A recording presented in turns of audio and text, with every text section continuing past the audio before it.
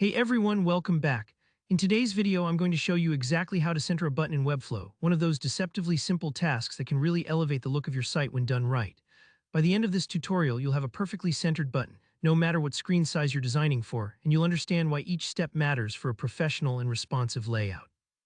Let's dive straight in. First things first, hop into your Webflow project and locate the element pane. We're going to need a button for this, so if you haven't already added one, head to the Elements panel, type button into the search bar, and drag it onto your page. This is your call to action, your clickable hero, so let's make sure it stands out by getting it perfectly centered.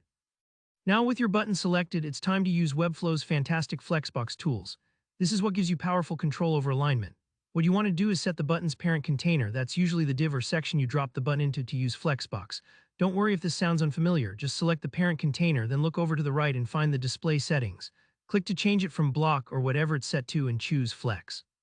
You'll notice the alignment options open up right below. Here comes the magic part. We want to center the button within its parent container. So in these Flex settings, select the alignment options to center it both horizontally and vertically if needed. To center it horizontally, just click the little icon that shows items arranged in the center. This tells Webflow, hey, make sure whatever's inside, in this case, our button sits neatly in the center of this box. If you wanted the button to float in the middle of the full section vertically too, you can use the vertical center alignment as well. Take your time finding these icons. Once you get familiar, it becomes super intuitive. Next, let's talk about sizing. Having a centered button is great, but you want it to look just right, not too tiny, not too massive. With your button still selected, head down to the size settings. Here you'll want to set a fixed width, like typing in 100 pixels or higher, depending on how big you want your button to appear. Don't stress too much about the number, you can always adjust it while previewing to see what feels perfect for your design. This fixed size helps make sure the button appears consistent on all devices, and not squished or stretched if the text inside changes. Alright, almost there. Now let's fine-tune the horizontal spacing.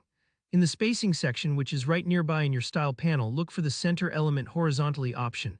This is the secret trick if you're using Margin Auto or just want Webflow to handle the centering for you. Click it, and you should see your button snap right to the middle of its parent container. If nothing seems to happen, double-check that the parent is set to flex, or that there's enough room for the button to actually move to the center.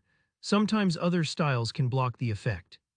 And that's it, your button is now gorgeously centered. Take a look in preview mode, maybe even shrink your browser window a little to make sure it stays centered responsively. Don't worry if it doesn't look perfect on the first try. Adjusting alignment in Webflow can take a little practice, but once you get the hang of it, it's a powerful tool for all kinds of layouts. If this tutorial helped you out, go ahead and hit that like button, and if you have any questions or run into a snag, drop a comment below. I always check the comments and I'd love to help you out.